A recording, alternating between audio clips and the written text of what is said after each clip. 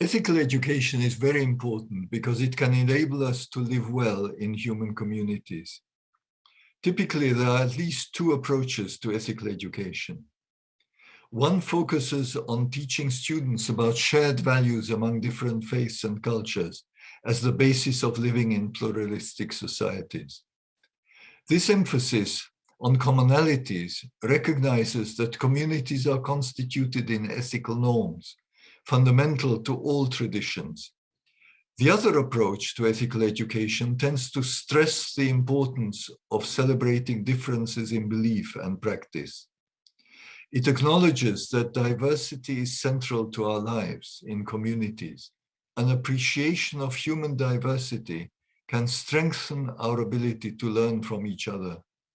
I would urge that we need a third, a more integrated approach that doesn't stress commonalities and differences as such, but rather one that inspires children and young people to engage in generative relational processes and practices. This will lead them to an awareness of their common humanity. Ethical education, thus conceived, often involves learning the arts of listening and dialogue. These help students to transcend social identities and categories and step into each other's lived realities.